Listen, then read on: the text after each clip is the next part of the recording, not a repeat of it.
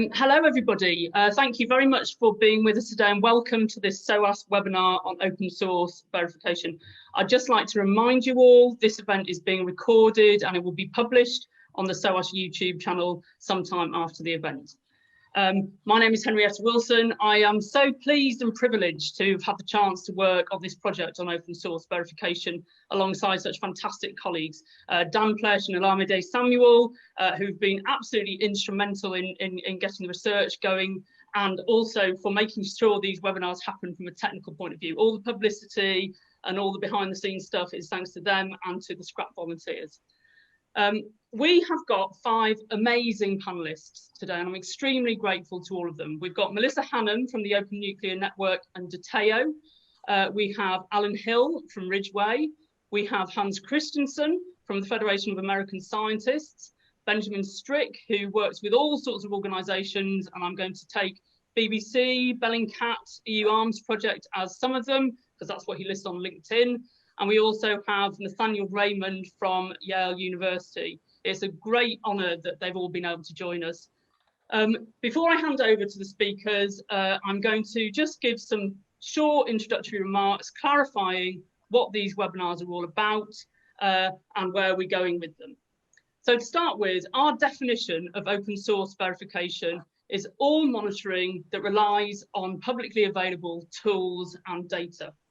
So it's often associated with technologies. In recent years, it's really come under a banner that's more typically called open source intelligence, or OSINT, implying use of data from satellites or social media and lots of different technologies to crunch and access the data.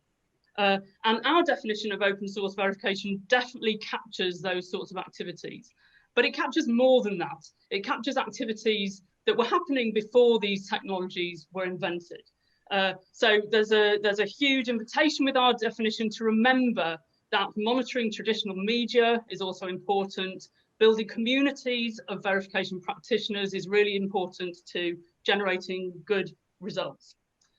So this is the 7th in a series of webinars that have been really aiming to showcase the diversity of open source work that's happening around the world. And I'm really pleased that it's done that.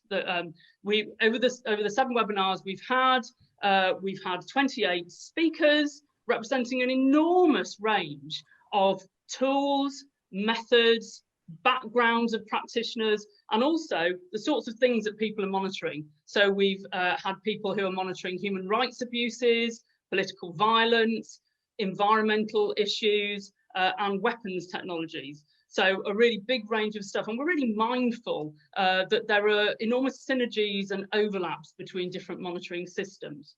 So it's great that we've got such diversity. However, you know, it's only right to point out that this is the tip of the iceberg. In my research conversations that have led to these webinars, I've engaged with a lot more people from many different places. And as we go forward with our project, we'll be really aiming to capture more and more of the diversity of this field. So the 7th webinar is also the last in the series for now. And so I want to say a few words very quickly about what next in our work. Well, we've had a number of requests for community building activities. And in the very first instance, what we're going to do, which was mentioned in the invitation to this event, we're going to run a virtual cafe, a chance for people to get to know each other through very short, small conversations. And the first one of those is going to be on the 10th of December. So please save that date. We'll be sending more details about it soon. We're also working on an edited volume and various other research spin-offs from the work. So moving us back to actually what we're going to do today, we're going to have 5 short talks from this fantastic panel. We're starting with some introductory talks from Nathaniel Raymond from Yale, and moving then through the order of speakers that I mentioned. Throughout the session, please do feel free to raise questions or comments via the chat function. I'll be fielding those and putting to speakers as and when we can. And then later on, I'll invite people, after all the talks have finished, I'll invite people to raise their questions and comments via their video and audio functions. So thank you very much. I'll hand over now to you, Nathaniel. Thank you for being with us. Thanks so much, Henrietta. It's a real honor to be here and to talk to you all. I want to do three things in the time I have to speak to you today. One, talk about what's not new in terms of the current moment in the OSINT field. I want to talk about what is new, and then I want to talk about how I think 2020 is going to be a really important year for this emerging area of practice, and to orient why 2020, I think, is going to be into 2021 is going to be a very important 6 to 12 months coming up. First, just some background. I was formerly the director of operations for the Satellite Sentinel project, founded by George Clooney in 2010 at the Harvard Humanitarian Initiative at the Harvard School of Public Health. And that work led to the founding of the Signal Program on Human Security and Technology at Harvard in 2012, which led to the first, to my knowledge, satellite imagery, geospatial methods, and open source class in the United States, which we taught for several years at Harvard before I came here to Yale. I just wanted to give that background as a launching pad for talking about what's not new in our discussion today. For me, I'm generally uninterested in technology and never really wanted to have anything to do with it. I was a human rights investigator, a war crimes investigator, beginning in 1999 at Physicians for Human Rights as part of the forensic team that Physicians for Human Rights ran for the United Nations Office for the High Commissioner for Human Rights. And my sort of doorway into investigations was the 2001 Dashti Layli massacre in northern Afghanistan. And by way of background, I started working in around 2008 with satellite imagery with Lars Bromley of the American Association for the Advancement of Science and Stefan Schmidt from our forensic team to try to determine where this mass grave we had been investigating had gone, because it got stolen. And so my entry into open source investigations was entirely accidental and was out of desperation and necessity. Satellite imagery and these other methods came in because our traditional scientific methods, such as on-the-ground forensics and DNA, didn't work so hot when all your evidence had been taken by a warlord. So for me, in that moment, working with the New York Times, with the American Association for the Advancement of Science, with forensic professionals, we began to see the potential promise of these methods, not only for retrospective forensic investigation, but for prospective. And what I mean by that is we could begin to basically set up collections of imagery, collections of open source information, with the idea of trying to detect perpetrators of gross human rights abuses before they had committed their crimes. And so this is the first part. What's not new? The journey of professionalization that you all are part of now is a journey of professionalization of every single type of forensic science ever. That is not new. If we look back at ballistics, at fingerprinting, at the use of mitochondrial nuclear DNA in human rights investigations, of the application of physical anthropology to human rights investigations, the process of maturation is pretty predictable. The first question is, how do we know that we know what we know? How do we begin to establish a theory of forensics specific to the individual streams we are bringing to our analysis, and most importantly, to the variability that comes when we fuse streams together through mosaicing. That's a problem in physical forensics. It is a problem in digital forensics. And the bad news is that it never goes away. The second piece of professionalization is who's qualified to do this work? How do we determine? What do we need certification? How do we review our work? And then most critically, what are the limits? We talk a lot about the opportunity in OSINT, but as with any emerging field, the question is, what are our limitations? When do these methods inject more risk into analysis than solutions? And how do we measure that? So the takeaway from this first part is that it is an interdisciplinary process of multiple fields to professionalize a means of forensic inquiry. And it always is. Regardless of whether we're talking OSINT or back to the previous antecedents in terms of DNA analysis, et cetera, it will be a combination of practitioners, a combination of academic researchers, a combination of governments and standard setters, and it will involve the intersection of technical, standard, legal, and ethical. So let's talk about what's new. What's new is that the potential right now to rapidly fuse data is unprecedented and will only continue to grow. And we must constantly, as professionals in OSINT, look at the double-edged nature of the burgeoning availability of open source data, open source methods and tools. The double-edged sword here is we have an incredible and growing opportunity to be in the game, to be involved. And that gives us an incredible and growing opportunity to screw up.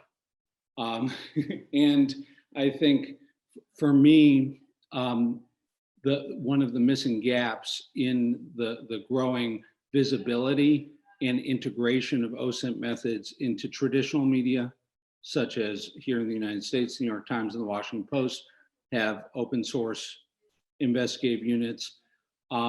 We are seeing it increasingly taught. We teach it here at Yale. What's missing is a scholarly pedagogy to capture where we make mistakes. And going back to my experience with Satellite Sentinel is that we have, I think, failed from the beginning to create safe spaces and academically rigorous spaces to share where we screw up. In the case of Satellite Sentinel, we identified about, I think, 6 or 7 alleged mass grave sites through a combination of imagery and ground data and witness data. I would say about 3 to 4 of those would stand up to academic scrutiny or review now. How do we begin to develop a peer review system that allows us to capture critical incidents, to capture where we fail? Capturing our failure in this field is the only way it will grow and mature. Capturing failure requires us to create basically standards of review and venues for review. And so that's why events like this make me so excited, because what's new now is that the stakes are higher and higher. A couple years ago, I was involved with the Washington Post on investigation of the Sednaya prison in Syria and apparent evidence of mass execution at that prison. And what really, for me, why I bring it up is that it was a success. We were able to combine multiple pieces of evidence together and to both review and debunk some previous reporting, including reporting by the United States government, and to fuse together the reporting of others to build on a corpus of evidence. The problem with that moment is that we never got to capture and publish our methods. And so both for failure, looking back at mass grave typing, I wish we hadn't done in Satellite Sentinel, and looking at the SEDNI example, we see the missing gap of right now is that we are focused on technology rather than pedagogy. And so let's talk about, and I will wrap up, I'm rambling here, why the end of 2020 into 2021, I think, is going to be so important. You may have heard here in the United States, we have a new presidential administration coming. It is very clear that there will be policy steps by the Biden administration, by Congress, likely in the next 6 months, that will probably address issues related to open source investigations and to professionalization of open source investigations, including, if you've read the recent Human Rights Watch report, I think it's called Video Not Available or Video Not Found, on the takedown of data by social media companies. I think that we have a moment in the next 3 to 6 months for action by the incoming administration in conjunction with platforms to begin to develop mechanisms to retain retrospectively and proactively social media data relevant to evidence of gross human rights abuses. I think, unfortunately, US internet policy and US social media policy is de facto, in many ways, global internet and social media policy. I think we have a moment with the new administration where we might be able to use an American football analogy. My apologies for American football metaphors, to get first down. It may not be a touchdown, but it will be a step forward. And so the challenge I have for you all is to think about what in the European and in the British context, what governments can do on your side to support you in your professionalization. What if we could talk to governments and ask for partnership in the professionalization of this field, whether it's evidence retention, whether it is investments in forensic standard development within one jurisdiction or across jurisdiction, whether it's training of law enforcement or other professionals, lawyers, bar associations in these methods, working for judicial standards and educating huge need within the ICC and the ICJ, educating jurists in admissibility in chain of custody. Now's the time where we need to take this from a hobby or a subfield into an increasingly accepted part of modern forensics and modern investigations. So that's the challenge. I think what will probably happen on the US side is we will see an opportunity, building on the US example, for there to be a best practice about how governments may start to engage in formalizing and in franchising evidence retention as part of standards. So with that, I will shut my trap, as we say in the United States. Thanks for having me. I really appreciate it, and I hope you have a great webinar. Nathaniel, thank you so much. What a fantastic starting point for this webinar. You've given us a really detailed idea of the opportunities of this sector, some of the real things that you've achieved, and more generally, what's possible throughout. And also, you've clearly laid out the challenges to it, and I really appreciate immediacy of the frame that you put on that in terms of what's happening in US politics right now. So thank you very much. I'm going to remind everybody, please do make comments or questions via the chat function if you have any, but since we've got such a full panel, I'm going to hand straight over to Melissa Hanham now, who is from the Open Nuclear Network and Datayo. Thank you very much, Melissa. Thank you very much, and thank you to Professor Raymond for really giving a broad overview. I'm actually going to now dive really deep into a very small slice. The Datayo project is a project that just turned 2 years old yesterday, and it is a community. It is a repository for data that may or may not live on the internet anymore. And we are trying to address some of the ethical and pedagogical issues that Professor Raymond already mentioned. But we're not perfect. We're very young. We're funded, but not infinitely so. And it means that we're meeting a lot of these challenges in real time. So I'll give you a very brief overview, and then I think in the question section, if you want to have any specific questions about how we're operating or facing these challenges, then we can go more deeply. So we have 3 factors that we try to combine in one place. Data fusion is our primary goal. As Professor Raymond already mentioned, this is the value add that we see today. So we collect data sets from all over. Some of these are purchased from commercial providers, and some of these are scraped if that is within the terms of service of the website. Some of this is contributed by volunteers, and others are from our own employees.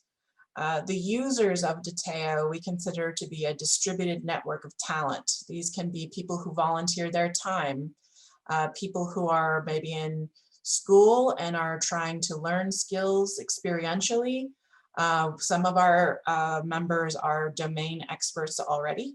Some of them are journalists or even panelists on this very panel. And some of them are data scientists or other kinds of technologists who are trying to learn how to do data visualization rather than the subject matter itself. On top of that, our third leg is machine learning and mechanical Turk work. This is maybe the leg that's lagging a bit right now. So we do put out missions where we ask our users to do work for us, to build training data sets that we can use for object detection. We should have sentiment analysis up next month, and some other services are already up, like topic modeling and other services using algorithms that are already in existence that we did not build, but which we link back to from their original repository, GitHub, or whatever.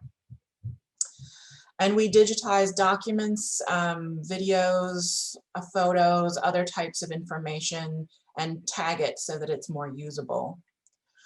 Our goal is to enable these kinds of actors, civil society, journalists, governments, and those working on treaty compliance. And that's because we're primarily focused on arms control issues, particularly nuclear weapons. The exceptions to this is that, of course, we have to follow US, EU, and UN sanctions regulations. And we also have to follow export control regulations. So because we have data sets, including satellite imagery, for example, we have to make sure we don't accidentally export those to a user who may use them for purposes that are sanctioned.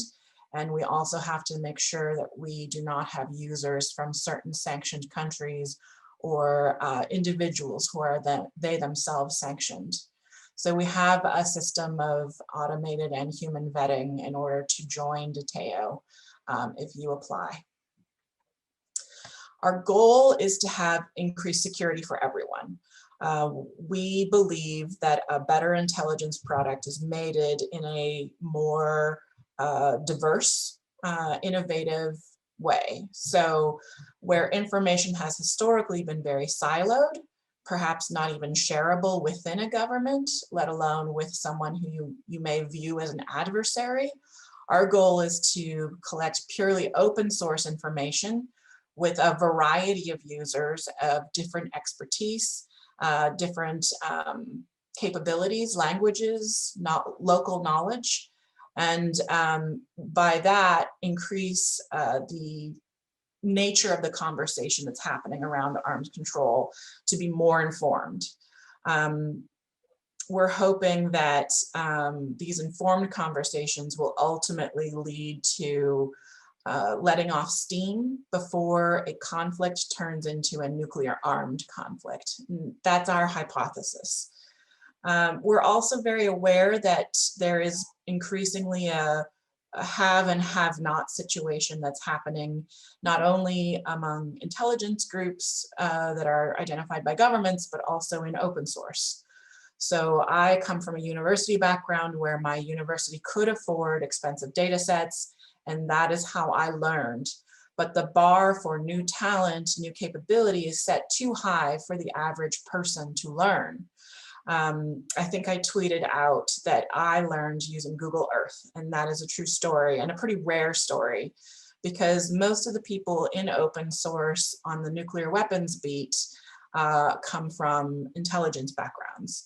And there's a very few people who have moved from intelligence to open source and perhaps shared that which is allowable. But this new wave of those people who have only open source backgrounds is growing. Some of the capabilities we have in Datayo include imagery analysis. A lot of the space is just called workspaces. So this is an example of the map workspace where users can look at imagery, satellite imagery, as well as points, lines, and polygons that may be useful. So this is actually of Vandenberg Air Force Base, where a user can turn on notices to airmen to look for signs that there may be a hazard for airlines, civilian or military aircraft to be wary of. This allows you to maybe identify different places you want to look, and then you can search for satellite imagery as well.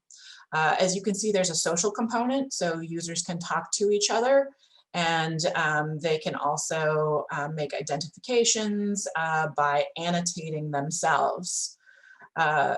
This is pretty much free form in this area, but we do bring all the sources, algorithms, data, and user comments with you, so that if you decide to actually share this to our internal gallery, then all those sources come with you. And this allows us to kind of keep track of what data, what sources, and what individual works on each project.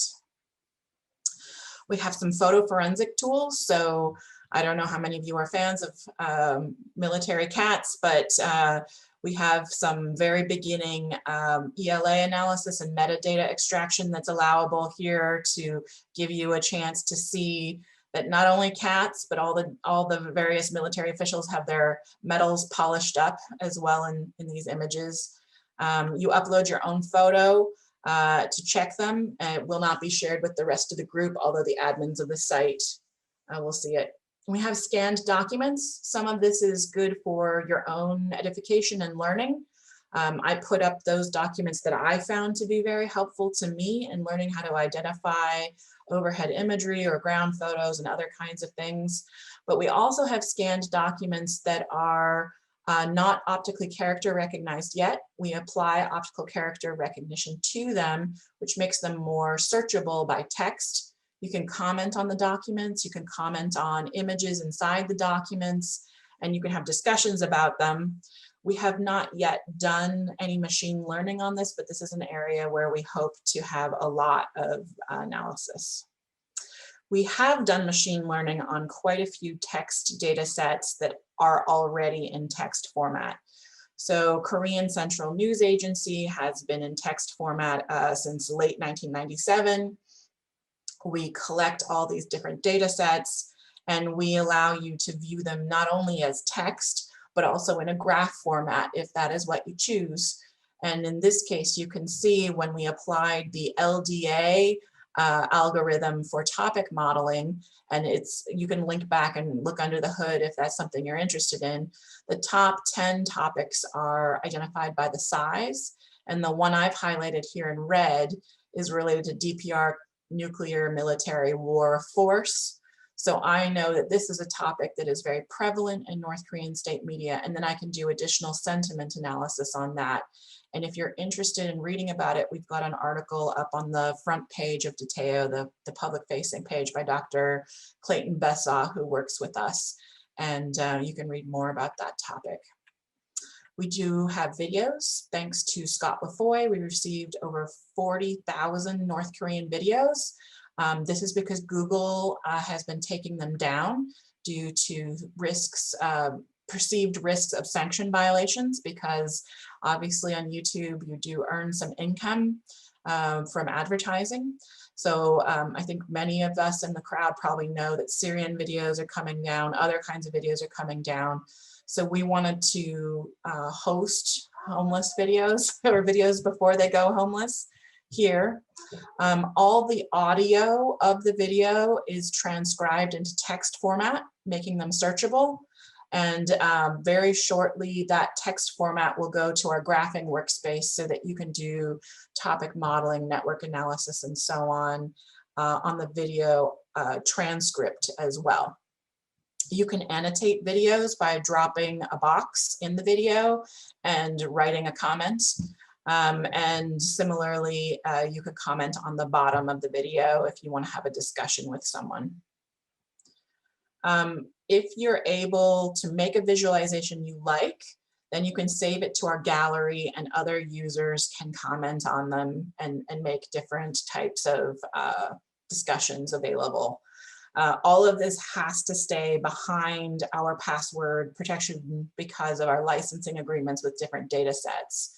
So while this is a useful tool, behind the wall, it's not fully public, and that's primarily because of the legal ramifications of doing so.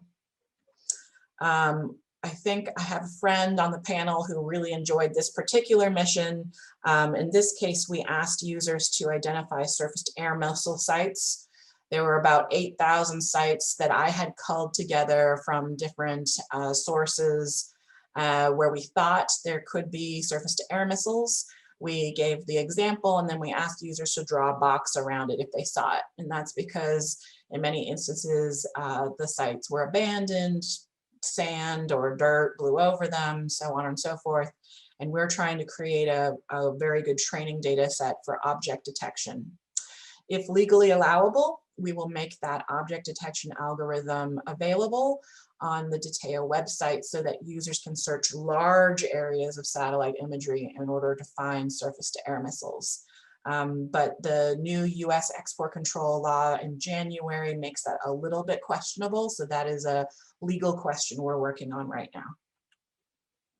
This is very new, and there isn't a lot of data, or I guess an economy of points in our system, but we are trying to build reputation scores for all our users.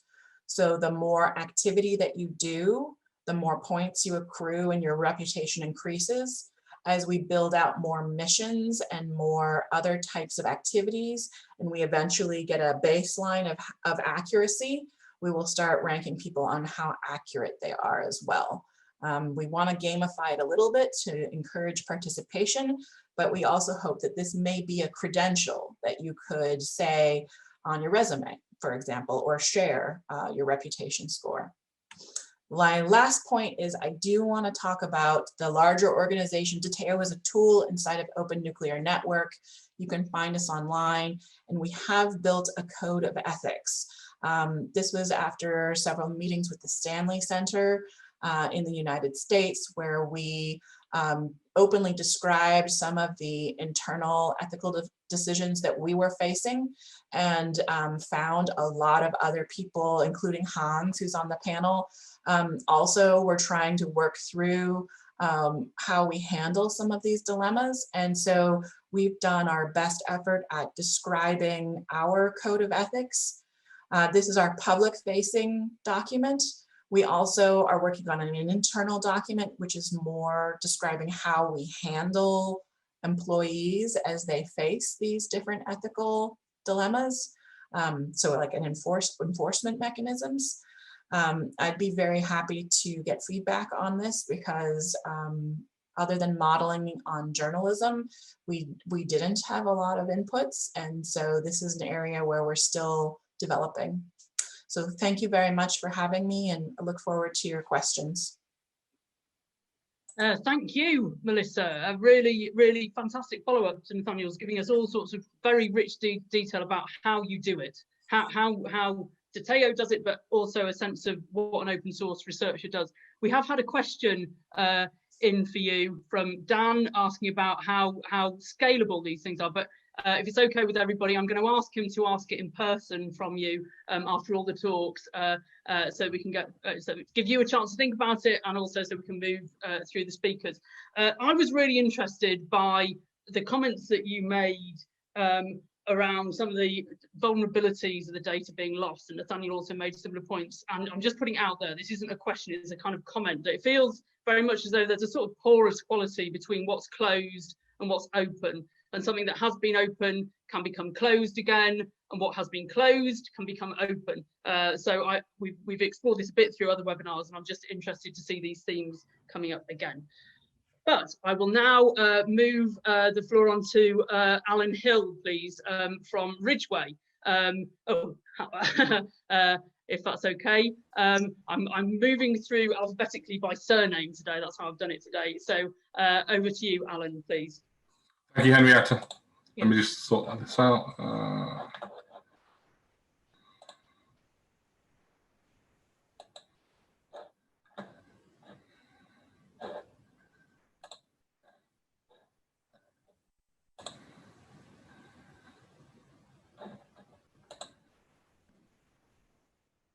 Is it sharing okay?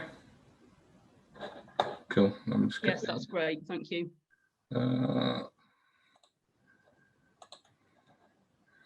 Okay. I'm just going through the slides. Okay. Good afternoon, everyone. My name is Alan Hill. I'm the Operations and Technical Manager for Ridgeway Information. We are a spin-out from King's College London. We've gone a few years now, and mainly what we look into is non-proliferation, and other things we start to look at now is the wider ranging sort of non-proliferation, chemical weapons, and other subjects. I'm going to go through this. Last year, we were tasked to conduct open source research into some historical chemical attacks in Syria.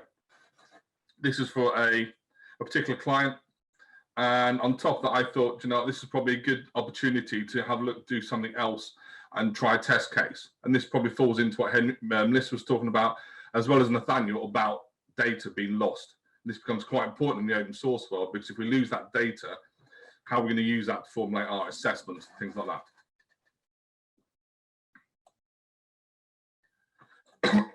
Obviously, this becomes more pertinent now as when the conflict in Syria is ongoing. Most information that's out there about atrocities, war crimes is still in the open source domain, and we need to make sure we retain that and use it for future use. Okay, so just to outline the task is, as most things, identify the objectives, collect original online data information, which I'll cover in more detail, conduct the cold case review, and compare results. So identify the objectives themselves. So the main things we want to look at is collect what original data information is still available online. Okay, so as in now, this one of the attacks, particularly one we looked at was 2017, was very interested in how much information was still available and how much information we could still use.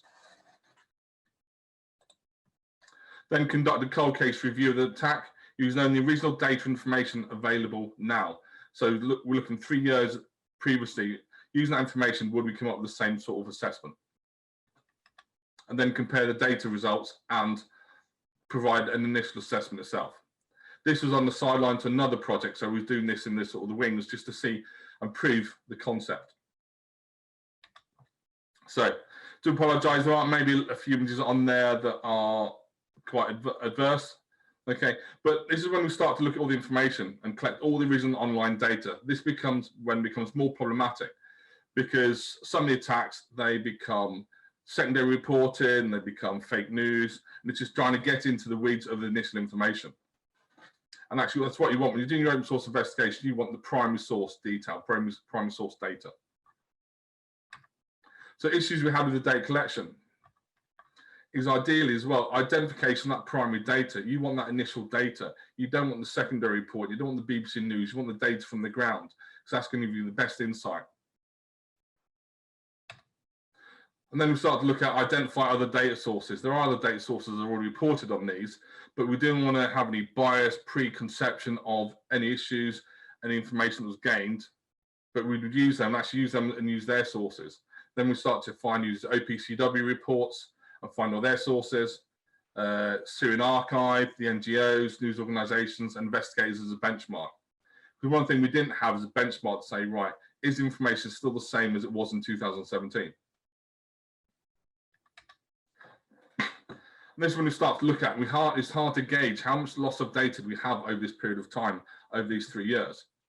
Because you think, if we lost it, if it's lost, we can't use it. And when you're an open source investigator and doing your research, you want to say, you want to make sure you've got all the data available at hand. And this is when you actually become new to this, when you come to a new conflict, new area, is understanding the reliability of the data and the sources. How reliable is it? Can you use it? Is the source credible? All these sort of things are gained over time. It's hard to do this straight away and trying to gain that sort of reliability. And one thing, especially looking at conflict zones, is adverse nature of material. You look at conflict in Syria and ISIS and what's going on in Yemen and around the world, there is a lot of adverse nature of material. And you've got to think about your researchers, your investigators, the people doing this work, the amount of information they're looking at, or the adverse material looking at over time, that's going to have an adverse effect on them. So you've got to think, right, you've got to monitor that and make sure they've got the welfare support in there when they're doing it.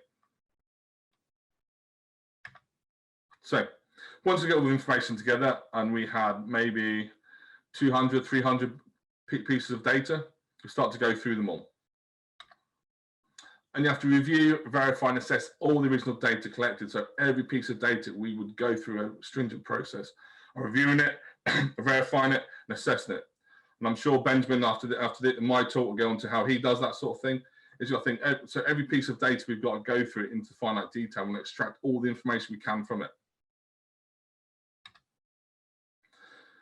What I tried to do as well is with any bias, any unconscious bias people have, any preconceived ideas people have about this attack as well. So we're going at it afresh to have a clear mind. So any previous knowledge and opinion in the review was removed. So we didn't look at any OPCW reports, didn't look at any Bellingcat reports, any other reporting to try and have them, so we had a clear and unconscious view. One thing I'm always adamant about with my team is be objective and critical of the data. Be objective, always go into these things, open mind. Okay, don't have a preconceived idea, be objective. What information can you see? What does it tell you? Go through the what, the who, the where, the when, how. And be critical of the data. Take the data apart in finite detail. Get everything you can from it, because that way then you can determine and see how useful it is. One thing we start to create today is a timeline from the data and the information. That becomes quite important then, because especially when you're trying to look at the event, you're trying to piece together what's happened, what actually happened on the ground, and actually when information was posted, especially when you're doing open source, something might happen at 2 p.m, but the first post doesn't go, the first image or video doesn't go out till 2:30. So there's a 30-minute window. Why is there a 30-minute window between the initial event and the information start being published on the internet? This could be down to things like internet connectivity, removal of 4G connections. People actually, when things happen, sometimes people don't, the first thing they don't do is start recording that information and posting it online. Last year, when I was conducting a course down Exeter, as we were starting the third day, the Turkish invaded Syria. Along the border, and actually we could watch it in live and actually understand actually this when you get live information. It's quite critical because then you can see it as it's happening. Big thing to do is identify your knowns and your unknowns. What do we know? What information have we got? What information can we gather? Don't think, okay, and that's when you start to clarify what you can actually know and what you don't know. Let's be very clear about that and critical about that. I'm saying about be critical of data. What do we know? This information is relating to this event. Is it? Can we put it to that event, to that location, to that time frame? And what don't we know? It's been very clear about, is there a 30-minute window between an event and it first being posted online? Why is there a 30-minute window?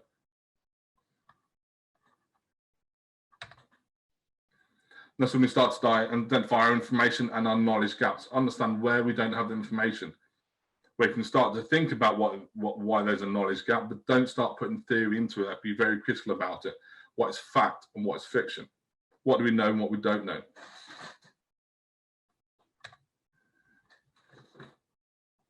Sorry, then we're going to start to form the assessment on the available data we've got. So all that is done independently. So all we're doing is that is enclosing the file and the information we've gathered about that incident. So we've got there, we start to compare the results. So we conduct the cold case review assessment. So we look at that independently with all data we've got and come up with an assessment. Is it the same assessment as previously? Do we think it's any different? Okay, one thing we did start to look at, and this sort of things Nathaniel has talked about and Melissa talked about, is data loss.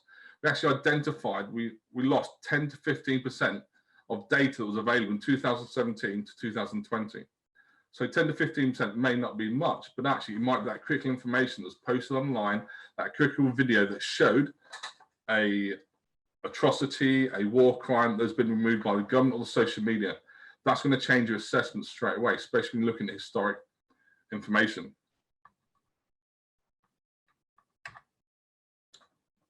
What we do in this case and identify the loss of data had little impact on the information gaps or the assessment itself. That was only just one case.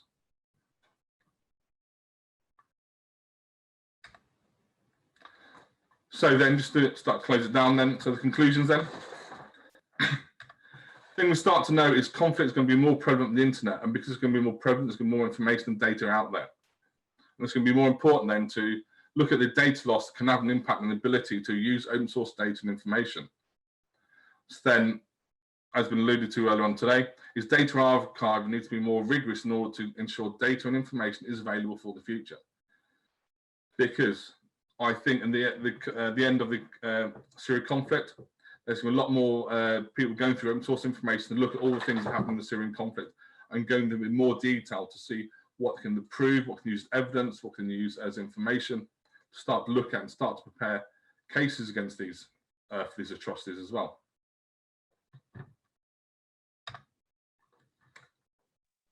Thank you, and that's my email address if you want to get in touch with me. Thank you, Henrietta. Great, Alan, what an interesting insight into an analytical unpicking of what data loss looks like, how much there is and what implications it has to a study. Really, really interesting, and it'd be fascinating to know more about how representative that experience is. I am going to move us on, keep moving on through the speakers now. So I'd like to now introduce Hans Christensen, please. Alan, if you could stop sharing your slides now, that would be great, if possible. And we'll hear from Hans. Okay, thanks very much. Plugging on the slides now. Hopefully everybody can see them. Yes, great. Thank you very much. It looks great. So great. Thanks very much for the invitation and very interesting briefings here, of course. I really like that they touch on so many aspects of this kind of work. And so I'm going to dive into what we do and some of our lessons learned here over the years. And by doing that, I will start by just giving an overview of a project here, sort of very briefly talk about the methodology that we've been using over the decades, and some examples of our work, and then some lessons learned from this. And the Nuclear Information Project is a nuclear weapons, nuclear arsenal public information project that tries to glean from God knows how many different sources what the arsenals, nuclear arsenals of the world are, and what they and how they and how they're structured, and the trend, and all these things. So this is obviously work that goes way back before there was anything called the internet, anything that was called Google Earth, anything that was called cell phones, where millions of people run around and take pictures and videos all the time. This work started, and the methodology started way back in the 70s and early 80s. And my work, I'm just standing on the shoulders of giants like Tom Cochrane and Stan Norris and William Arkin, who were the people, or some of the people who developed this methodology and dug out the tedious work of digging out the information, trying to make sense of it, and so forth. So what we're trying to do, of course, is not only create the best non-classified estimate of nuclear arsenals, but also, of course, explain the trends and histories, where we're heading, but very much to empower the public debate about this, all these different categories that participate in it. And that goes for people both inside and outside. And the reason is, of course, that once you have information that may not be right on the money, but it may be good enough, it actually also enables officials to participate in a debate in a way they couldn't do before, because they can't share the actual assessments from the intelligence community with just anyone, even within the government. But an important part is also to try to counter exaggerations and hype, which is prevalent in the world of nuclear arsenals. We see this all the time. And right now also, of course, in the debate about China and North Korea for that matter. So this is a very vibrant piece of work. And we put this out, of course, all in the public domain, because I mean, the essence here is to make this information available to the public so you can use it, so you can reach back in history. And so we produced the nuclear notebooks and the Bulletin on the Atomic Scientist, and that describe the arsenals in sort of fact sheets, if you will, about the nuclear states, and people can go back freely and use all of this information. There are no firewalls, there's no payment, anything. It goes into the secret yearbook, of course. And what's unique about that is that this is a publication that is translated into a large number of languages, Russian, Arabic, Chinese, Korean, Spanish, you name it. It just enables information like this to get out to audiences and users that otherwise might have a hard time to get access because it's not English, et cetera, et cetera. So, and in some cases, it can also allow people in countries where they're not allowed to do research and write about their own nuclear arsenals to grab material from outside and say, oh, well, that's what they say out there, and therefore can use it to have a conversation. So there's a lot of information over the years, and we can go back to this. Of course, our methodology is not particularly sort of, unique. I mean, it's like everybody else doing. We're looking for data on this, and we're pouring it into some sort of a prism and try to draw some conclusions based on it. And of course, there's a vast inventory of declassified documents, even official documents, like public documents, and whether they be, descriptions of operations or budget documents or what have you. We obviously dip into satellite imageries to the extent we can. We rely a lot on it in illustrations. We do less sort of technical analysis, if you will, of satellite imagery signals. We've done a few things, but it's mainly to illustrate and to discover things. So we are maybe not as deep in satellite images as others, but we certainly use it frequently. And then of course, personal contacts are so crucial in this work. And I'm not talking just, friends in the arms control community that work on this, but talking to people that are at all levels of this discussion and this development. Whether they be practitioners, theorists, intelligence people outside, inside, journalists, people on the ground, locals, whatever. It's just very important to run this data set by people and hear their take on it. And then, of course, social media. I mean, obviously, social media has always existed, but it's gotten a lot more advanced and immensely huge, as Trump would say. So there's a lot of data out there to crunch, and we're just a small team. I mean, we're a very small team, a couple people going through this on a regular basis, trying to make sense of the data, old documents, new documents, what have you. So it's not by any means a big organization, even though Federation of Americans sounds so big. It's a very small project, and of course that also makes it fragile. But just some examples of that is, of course, we very much use satellite imagery to sort of document new developments, glean some technical insight for them, but very much to illustrate. We combine that, of course, with document search and what have you, and put it out to the extent we think it's accurate. We learn from our mistakes and move on. So through this, we've been able to do some discoveries over the years, and it's been really fun and rewarding. We can also use it to sort of monitor and verify types of forces that are deployed or operating.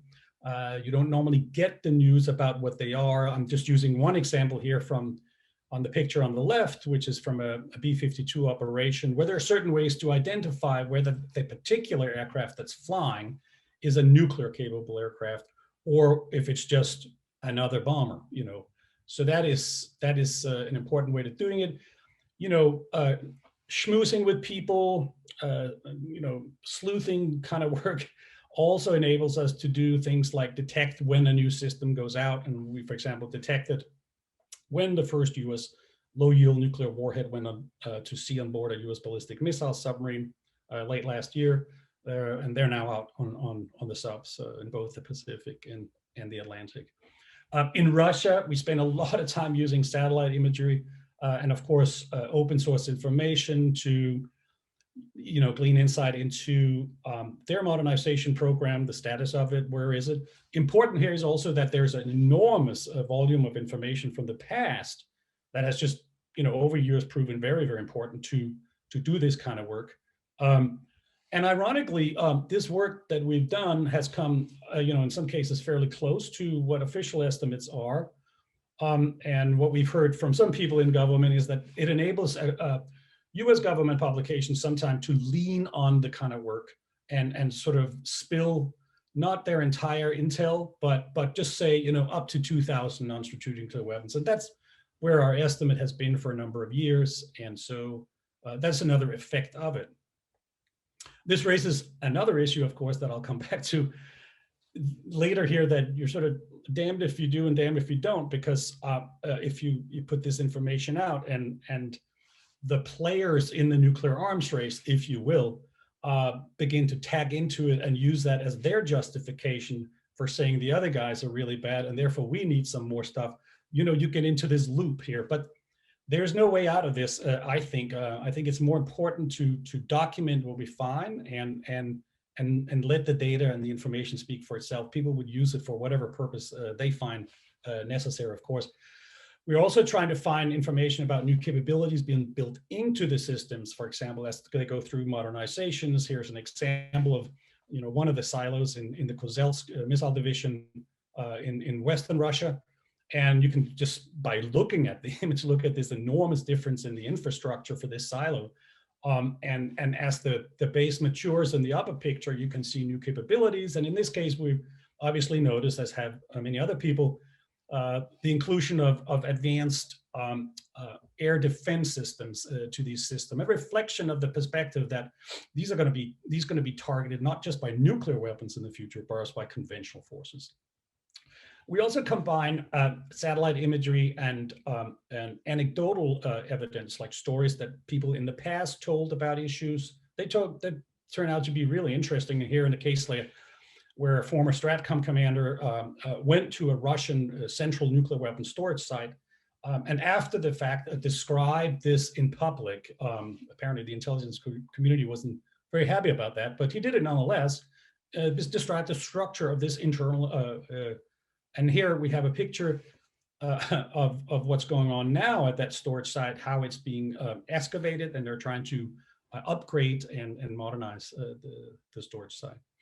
On the Chinese side, of course, monitoring where systems go in. China is so hugely interesting because it used to be this very, very opaque, dark spot on the map where it was very hard to get information unless it came from people that leaked something. Since Google Earth came about, it's been extraordinary. I would also add cell phones for that matter, but certainly Google Earth has been an amazing trip. There are so many really, really good people today who are just combing these areas to look for systems and developments. And so that is just sort of a very potent development. I mean, it's unbelievable how much is going on in this one. And there's some, really, really good analysts over the last few years that have just done pioneering work on this stuff. We can get back to their names, but it's really unique to see. Our work has been, for example, to discover a missile training site up in the northern side of China, northern central side, outline it and describe the infrastructure, new developments, try to geolocate all these types of stuff. And so we have even gone in there and looked at where particular launch events have happened, been able to use geographic features, plant distribution during different seasons to hone in on when the particular test happened, et cetera, et cetera. So that's been a very fun exercise. We look at what kind of launchers are roaming around in this area, and we compare the visuals of these launchers on the satellites with what are displayed during parades to sort of, get better at discovering these particular capabilities when they're operating in the landscape. We're also discovering new things, such as work on silos in China. And again, just like previously, with Russia, this also found its way into the Department of Defense report, the latest one.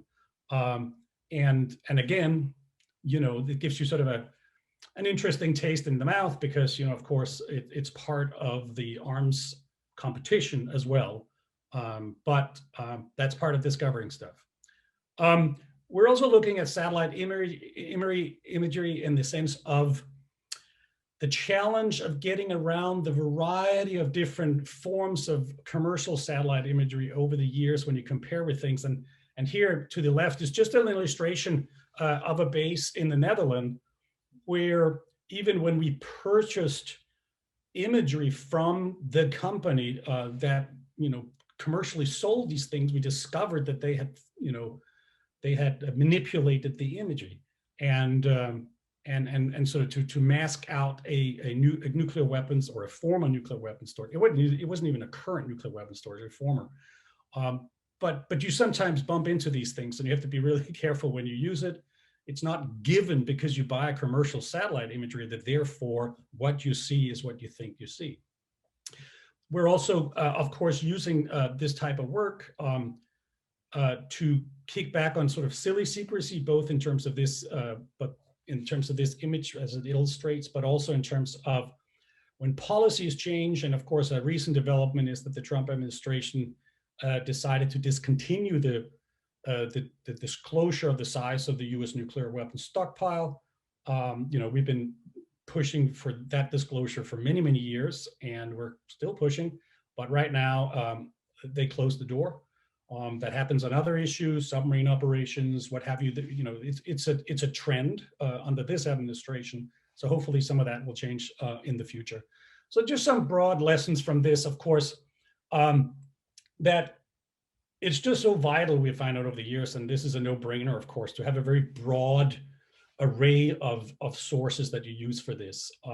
And like it's been mentioned before, start from the original sources. This is one of the biggest problems of the internet, a curse of the internet, literally, that it is so easy to spread misinformation and disinformation, and even by people who think they're not. And once they find their way into the headlines, it can be extraordinarily difficult to clear it out. And we see very respectable organizations today with sort of overview of nuclear forces on their websites that just have really wrong information for which there's no basis. And once you start going back and tracking the sources, you get to some really bad sources. So that's just to say, you know, be really careful here. The importance of this, like I mentioned, it can help reduce official secrecy and sort of the compartmental secrecy, and actually allow governments to open up. Of course, to some extent, there's a huge difference between different countries also. The United States is extraordinarily open about its nuclear capabilities compared to other countries. Russia says very little. There were some statements after the end of the Cold War, but it's basically very opaque, although it does give a lot of briefings about now it's doing this and updating this facility and what have you. China also saying very, very little about what they have. But again, China has also evolved tremendously in terms of they like to showcase what they have. And when you showcase, well, you show videos. Some of those videos might actually be authentic. Others may be quite a mix of different types of sources and events and what have you. So it'll be extraordinarily difficult, and you have to be really careful about it. And then, of course, the other issue is that, you know, educating a growing up people, so to speak, in this field just takes a long time. You know, on our issue here, tracking nuclear arsenals around the world, you'd have to have a memory bank that's enormous to be able to quickly see what's going on. Otherwise, you're led down pathways that lead to nowhere or somewhere wrong. So that's just really important, that not only that you can do that, but also that funders value this and actually sustain this type of operation for a long time, so you have the time to educate people to do this. And not least, building archives, databases from day one, be organized, do it, you know, you'll love it later on. So, and of course, that can always improve, and that's a never-ending job. For the couple of people we are working on this project, this is just like an enormous task compared to just following what's going on. And again, I said funding is scarce, and it's a challenge. Again, we've been lucky over the Trump administration. Trump has been good for us. I'm sure we're going to have a harder time when things change again. But so it fluctuates enormously. That gives an enormous uncertainty in how you can structure and plan your future work. And that is the big minus, I think, in funding strategies by a lot of organizations. We have many funders, big funders, that have supported us and many others. And then suddenly they get a new leadership and they're thrown into yet another strategic review of what should we work on and how should we do it. And suddenly everything is up in the air. So there are all these factors that are going on. We don't have taxpayers who just give us money all the time. And of course, collaboration, essential, valuable. You can't do without it. Lean on others, run data by other people. You really have to do that. And of course, but it can also be a challenge because there's so much competition going on, ironically, in this work. I call it turf here. You know, people find discoveries and they want to get credit for discoveries. They don't want to just pass them on to someone else, or it disappears into someone's database or what have you. So there is an element of that as well. But again, please train the next generation for this kind of work. I know the other organizations that are represented here doing a fantastic work on doing that. For us, it's a challenge, but it's something for this particular kind of work we do, but it's something we're actively engaged in with my new assistant here, Matt Corder, who's a really bright cookie. And so people like that need to be brought up, young people, for different kinds of backgrounds to be able to be sure we have these kind of capabilities in the future. So anyway, I've babbled too long, and I'll just leave it at that for now. Hans, thank you so much. You know, I've used your numbers, I've relied on your analyses forever, and it's really exciting to hear you speak about where you get them from, and also the sense that, you know, you've given us a snapshot of verification before the age of Google, and now how the new OSINT style tools are making a difference to your work. Before handing over to Ben, I'm just going to say, you know, it's again a really good reminder that a really useful part of open source research is the sense that it can correct misinformation. It's hard, but yeah, it can do that. And also this really interesting insight you gave us about the institutional memory is really important, that you don't just get to be able to do this stuff very quickly. And one thing that open source organizations can do is store the stuff, which sounds very similar to the talks we've had about data loss by previous speakers. Yeah, so thank you very much. I'm now going to hand over to Benjamin Strick. I notice we've got questions coming in, so please, all panelists, do keep your eye on those and be ready to answer them after Ben's talk. Yeah, thank you, Ben. Thanks, Henrietta, and thanks to the other panelists as well. I'm actually really honoured to be here. A little bit nervous as well because there's a lot of very professional people in this room, but yeah, I'll give it a crack anyway. Okay, cool. So here's my presentation. So basically what I wanted to do is just make a little brief slideshow on visual analysis and answering questions. Alan's gone through a lot, everyone else has gone through a lot. And so I just wanted to really dive down into some specific case studies and show you how some of this works. So a little bit about me. My name is Ben. And I'm an open source investigator with the BBC at the moment. I'm a contributor with Bellingcat. I run a project, or lead trainer for a project called the EUArms project, where we document breaches of arms export licenses in regards to the common position for EU countries. And I've got a very different background. I don't have a background in intelligence or a very rich resource intelligence background. A lot of this is self-taught, and as Melissa said before, a Google Earth educated as well, because it's free and I don't have to pay for it. So I just thought I'd put this slide on here. I do often have a lot of conflict images in my slideshows, and so I just wanted to pop this in here. There will be a couple of things I'll warn you before they come up in this presentation if there's any graphic content. So a little bit about what I do at BBC Africa Eye. I'm part of a team. We're an open source investigative unit. And so we've done some pretty popular titles and really good investigations into some horrible things that have happened in Africa. So for one of them, for instance, is the murder or the execution of 2 women and 2 children, which was said to be in Mali or to be in Nigeria. We actually found it to be in Cameroon, just by geolocating this mountain set, this ridge line that you can see here, and other things like that. And going through, we've done some work on Sudan when there was a massacre on June 3rd as well. We were able to tell exactly who did the attack, exactly when it happened. And as you can see, a common theme in this stuff is using satellite imagery. Now, more relevant to what we're talking about today, I've also been able to identify Turkish ghost ships delivering weapons packages into Libya in breach of the UN arms embargo. And we've been able to use a lot of satellite imagery to really show what's on the ground as well. So it's helped because, you know, a lot of these times people are trying to hide their activities and all that sort of stuff. And so we've been able to identify videos like this that were filmed on board a Turkish vessel with huge weapon systems, ACV-15s, GDFs, Corkets as well, which many of you might be familiar with. And we've been able to sort of do things like these visual forensics and bring them together. Another piece of research that I focus on a lot is about influence. And this is something that's dangerous to us all because it infects the information that we get offline. So Alan was talking about going to the first source, but sometimes the first source might actually be provided by a bot network like this one in West Papua, which was ran from an Indonesian marketing firm. And this massive Chinese network that I busted last year as well that was targeting activists in Hong Kong.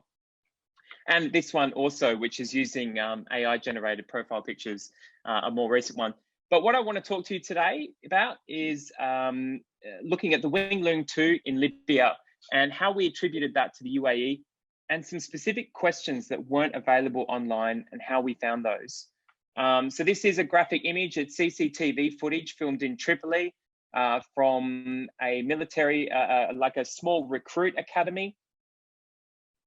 In this, we can see when the young recruits turn and march, and then there's a flash of light and a lot of them are dead on the ground. This was a targeted strike. A lot of people said it was the UAE, but again, as Alan said in his framework approach, we really need to ignore that information and have a look at what the facts are on the ground. We could have said, yes, this is UAE, or it could have been Turkey, but we didn't have that proof. So we started digging for it. So obviously looking at where the academy is, looking at where Tripoli is, just to give you a bit of an overview, this is where the GNA is, this is where the LNA is in the red area. So we've got 2 conflicts that are going on here, just in case if you don't know about Libya, but you probably do being in this seminar right here. So one of the first things that we started with was just having a look at the shrapnel on the ground that was collected on the day. We can start to sort of have a look at that stuff. We got access to that shrapnel through a citizen or someone that we worked with in Tripoli, and so we can see this table full of shrapnel. We pieced that together. We found that all of this shrapnel pieced together is a rocket system called the Blue Arrow 7. Now, that's a Chinese-made surface air-to-ground missile system. So this is quite interesting because in UN reports looked at previously, and just from common knowledge and having a look at what type of weapon systems or what type of vehicles would use this bomb or this missile system, we know that it's fired by a Wing Loong 2. And that's been included in UN reports already. So we had numerous amounts of evidence to attribute this to a Wing Loong 2, but not the UAE. So going through satellite imagery of air bases in Libya, we're able to look at one specific air base. We actually looked at all of them, but I'm not going to go through all of them today. But this is one specific air base called Al Khadim, which is in the eastern side of Libya near Benghazi. And we can see Wing Loongs on satellite imagery. We know these are Wing Loongs because we can measure their width and length on Google Earth and narrow that down to not being any other drone but the Wing Loong with the exact measurements of that as well. And we use high resolution imagery for that too. So how do we know that this base was controlled by the UAE? We looked at all of the weapon systems that we could get on satellite imagery. Black Hawks, Wing Loongs, AT-802 air tractors, which are refurbished, and Hawk surface-to-air missile systems. Who owns all these? Cool, we've got the UAE. Great, so we knew that they were in control of this. We also had a look at registries, which is what someone hinted to before about the Cypriot Arms Registry. We had a look at that and we can see that UAE purchased these. But there's a couple of problems with this investigation that I'll get to next.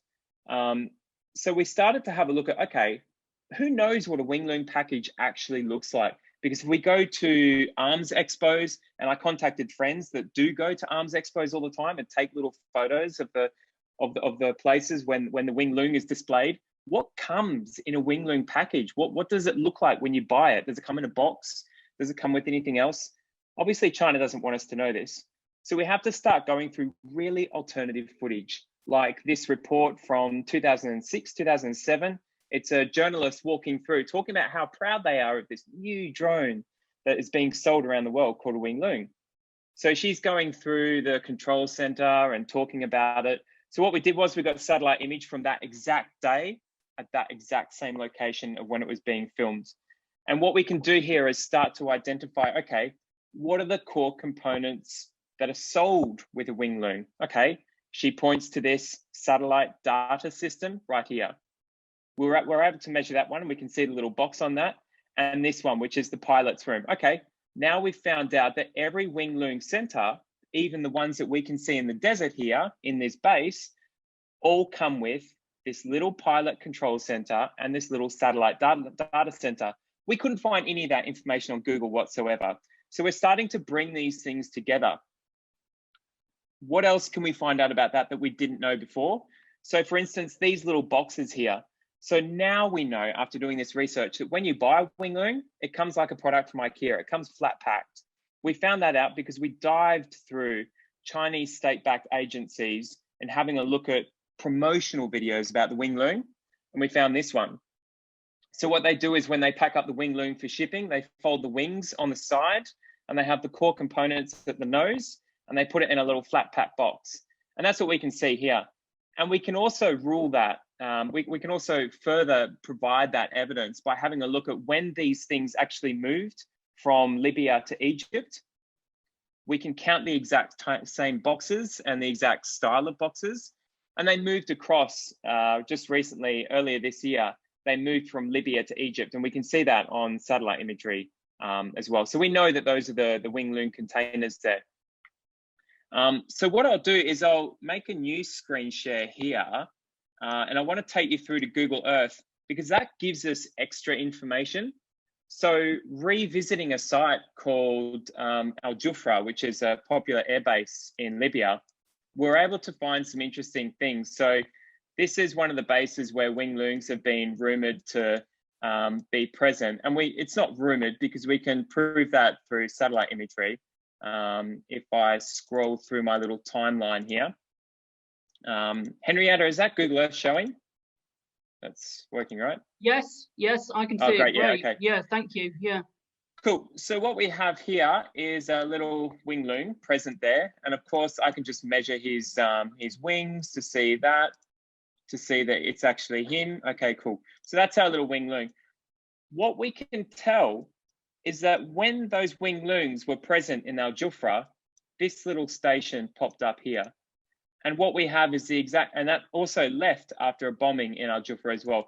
And so what we have is we're able to identify, okay, usually the UAE would hide their wing loons in a little airbase, in a little area, protected area like this. But there's one place that we know that is a definite sign of wing loons, and that is now these little sort of installations that we're just able to identify by having a look at Chinese media reports and by cross-referencing that with satellite imagery. And now when we rule these out and we take their dimensions, we can confirm that that's the exact composition of what a component would be when it's sold from the wing loon. So that's all I've got to show you in a very brief amount of time. And if there's any questions, I know I sort of really rushed through that very quickly as an encapsulated diagram of what wing loon 2 systems look like and the whole war of Libya. But yeah, if there's any questions, please follow through.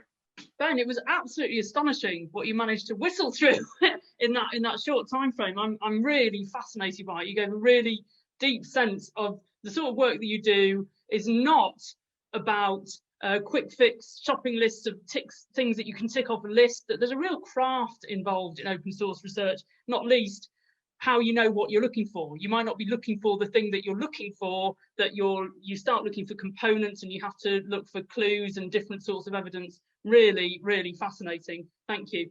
So we have 7 minutes left for questions, everybody. So thank you. We have got some questions in.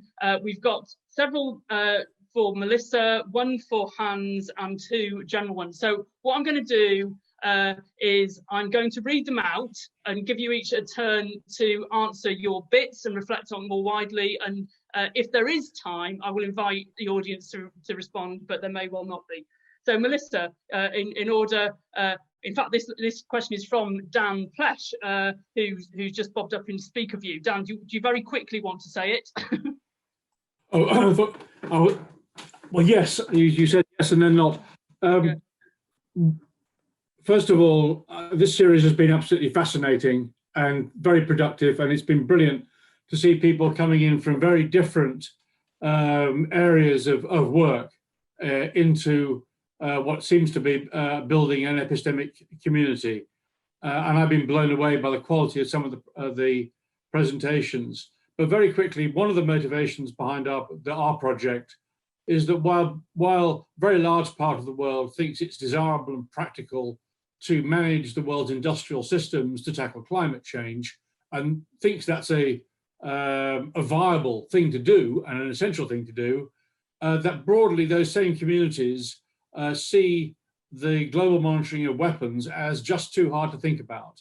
And going back to experiences in arms control 20, 30 years ago, it's always seemed to us that actually it's more feasible than people think it is. And these presentations, I think, only reinforce that. So the larger technical question is, if we're starting to think about what a global weapons management system might be, if you like, a globalized version of the CFE, CSBM agreements of 1990s in the OSCE, how scalable is the sort of work that Melissa and Hans and Ben, how scalable might that be to deal with the general purpose forces of the world's armies, navies and air forces, which is, I think, the sort of 800-pound gorilla in all of this. We're looking at the micro level and we look at the macro level of WMD, but this huge area in between gets almost no attention from NGOs and funders and governments. Great, thank you, Dan. Adding to that, a question for Melissa was could you say anything more about how Datayo stores the evidence from Dan Yu there? And also a question from somebody who's now left, I'm afraid, but asking how frequently you update the imagery on Datayo's site. We had a question specifically for Hans, if you could say anything more, saying anything about the deployment of Russian nuclear forces, please. And then a specific question for Ben as well that's just come in, about if you think that states might start taking measures to evade open source research the more they know about it and the more prevalent it becomes. And then two general questions that I want all the panelists to think about. Again from Dan L, when thinking about the professionalization of the whole field, do we think in terms of one community of practice, one set of professional standards, one ethical code, or are there multiple? And Paul Schultz asked a question about what's the evidence for what sort of data sets are the most influential and the most useful here? So I'm very sorry, I've kind of gone through those very quickly.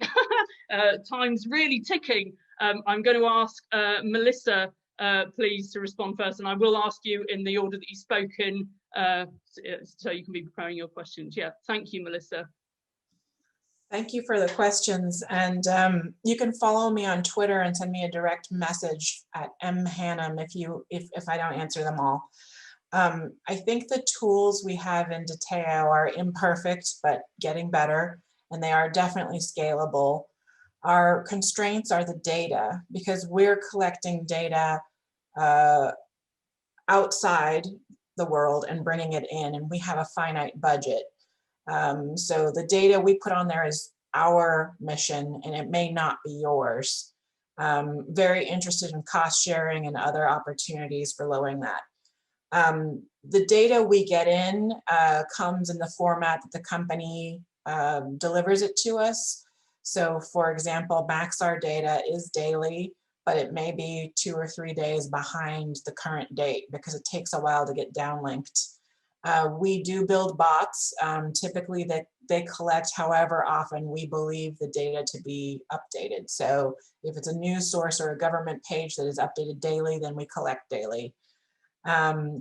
Our storage is Amazon Web Services, and storage really hasn't been a cost factor. It's getting cheaper and cheaper. It's the processing power that does start to add up and get expensive. So when you click a button and you think you're getting, often we'll be like, this takes a few minutes. There's like a computer server farm in Iceland that's just like dealing with all that data. That's where the expense adds up. So to the extent we can pre-clean and vet the data for those computations to be simpler later, we do that. If you have any other questions, please feel free to reach out on Twitter. I just wonder, Melissa, if you had anything to comment about Dan Plesh's question about scalability of the tools that you use.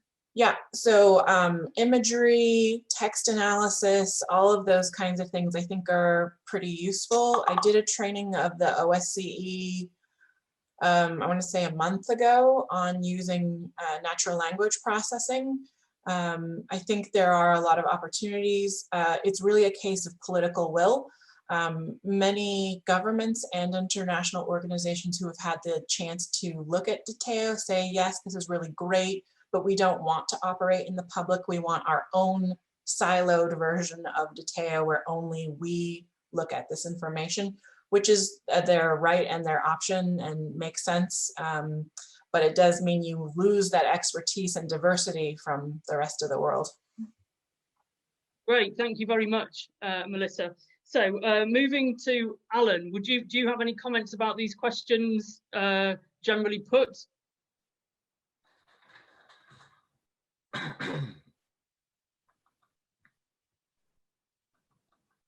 Sorry, I'll answer the one actually on those which are what information becomes more credible, how to make it more credible. I suppose it's when you go to things like when Benjamin did his analysis behind it. If you can prove beyond, like to a very high degree of actually you've done the analysis behind it, you can, the information's there, you can prove the information. It's just when you've just got one post that has no analysis behind it, is easily debunked, classed as fake news. It's all the work that goes behind it that actually can prove the analysis and prove your judgment. Great, thank you. So I think that was answering Paul's question about what evidence is most influential and practice. And what you're saying is it's the process of giving the information you collect some credibility, the greater credibility. So that could be, it's not, the question is not really about the data, the sort of data you're getting, it's about what you do with it, how you crunch it, and giving it a value-added quality. Yeah, thank you, Alan. Yes, Hans, I'm going to move on to you then. Okay. Let me just. And I must say, just to interject, I misrepresented the question for That's you. okay. Yeah, did you read the clarification? Yeah. Thank you. Yeah. So let me just share my screen while I answer the question. So the question is about whether Russia has nuclear, or to what extent it has nuclear weapons in the Kaliningrad region. And of course, we don't know. All we can say is that yes, they have lots of weapon systems that are capable of delivering nuclear warheads. But whether they have the warheads for those delivery systems in that region as well is hard to say based on open source information. But you can see there's some important developments going on. For example, here with an upgrade of what clearly seems to be a nuclear weapons storage site north of the city of Kaliningrad. This has been going on for the last several years, and I think they're just about done with this, the bigger of the bunkers. And so, of course, this doesn't prove that there is or is not nuclear warheads in Kaliningrad. You need other information to do that, but it shows that the site is active and is being maintained and apparently being upgraded. So at least they want to send a message about capability or what have you. But what I hear from US officials is that, yes, there are several nuclear capable systems in Kaliningrad, but they have not detected movement of nuclear warheads into that region yet. They're stored further back inside main Russia. Thank you.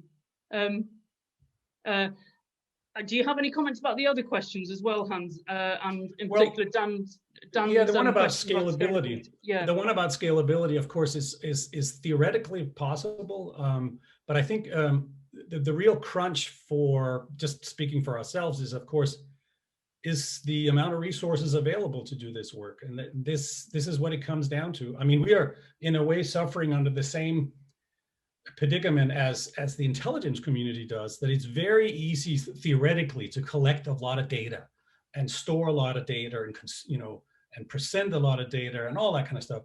What takes time is to look at it and pick what is most relevant and make the right conclusions about it.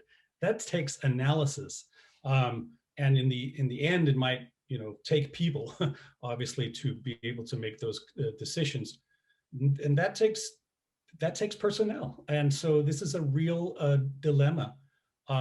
So for example, for our part, that has been a contributing factor to forcing us to limit ourselves actually to not look at broader defense issues, but just focus on the nuclear part of it. But we just don't have the capacity to do that. That's really interesting. It's really interesting to hear. Theoretically, it would be possible to do more global weapons tracking or more tracking generally, but the hard limit comes from how many people hours you've got, and so it's quite good to be able to draw limits to be able to do what you do really well. In case it's not clear to everybody, Nathaniel Raymond had to go because he had teaching commitments, so we're not hearing back from him. So in the final point, I'm handing over to Benjamin Strick to comment on these questions.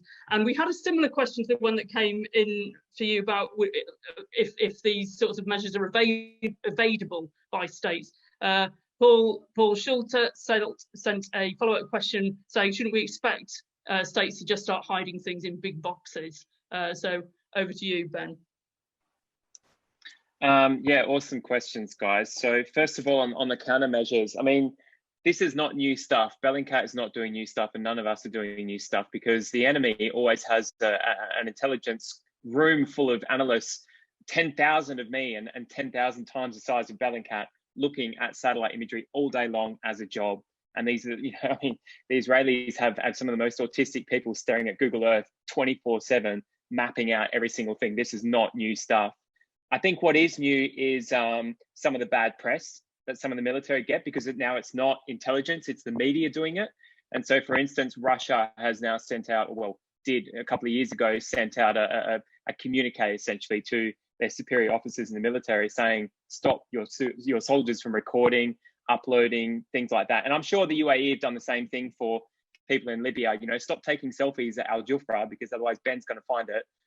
You know, so it's simple things like that. I also think, you know, as technology progresses as well, they're finding new ways of hiding bunkers.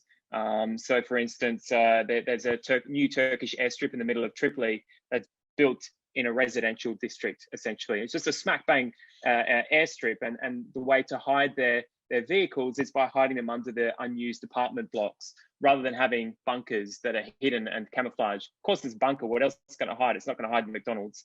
I think the next thing is probably one thing that's coming across a lot is commercial contracts for satellite providers as well. This is a very touchy topic, especially coming from journalism as well. Obviously, if you're a satellite provider and you have UAEs as a contractor, you're not going to provide too much satellite imagery to NGO groups or public groups that want to investigate war crimes in Libya about UAE. So there's interesting situations like that are going to be a turn point later that may be indirectly assisting the enemy. And I'm not going to call them the enemy, but just documentation of horrible things as well. For Paul's question about evidence, I think that's a really good question. And the issue is with OSINT, or open source research, growing, is that it's becoming a bit of a trend as well. People hop on Twitter and they like to screenshot Google Earth and be the first one to identify this or that or this. But oftentimes the rush to get that information out is sacrifices attribution and accountability and proper documentation. And I think there needs to be a trend to be, hey, it's cool if you can find something, but find it in the right way and do it in a research mentality, not a, hey, I want to be the first journalist to report this thing, because that's an issue that will kill the industry and will give open source a very, very bad name. And for scalability, I mean, the biggest qualm that I see with scalability is the collaboration of the communities. There are a lot of groups out there that want to be the first to get their brand name ahead of the thing, or to be in charge of, hey, I'm the person that found this, or we're the group of people that found that. And they don't necessarily like sitting in the same room and sharing that reputation. I think if everyone was to come in with a complete community mindset, and to be able to approach this and say, hey, we're all doing the same thing. We're all trying to keep accountability. Let's do it together, sacrifice ego and do good work about documentation of North Korea, documentation of human rights abuses in Africa, and things like that. But if you want to respond to me and send me hate messages or anything like that, I'm on Ben Do Brown at Twitter. Ben, thank you very much. And I'm sure that's unlikely that anybody's going to be sending hate messages. Really, really fantastic. And, you know, I'm sure we've all got a flavour that we could have gone on for a long time, much longer with these questions. And I'm sorry it's so rushed. I think you brought us back full circle. The sense that open source can do a whole bunch of stuff, but there are challenges to professionalisation. And that brings us back to Dan L's question about, is it one community practice? Do we need multiple ethical codes? I invite you to look again at Melissa's.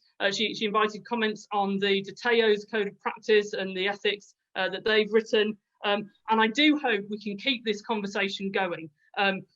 Thank you so much. What amazing speakers we've had today. What amazing questions we've had. And not just today, over the full 7 webinars, it has been amazing. The conversations we've had.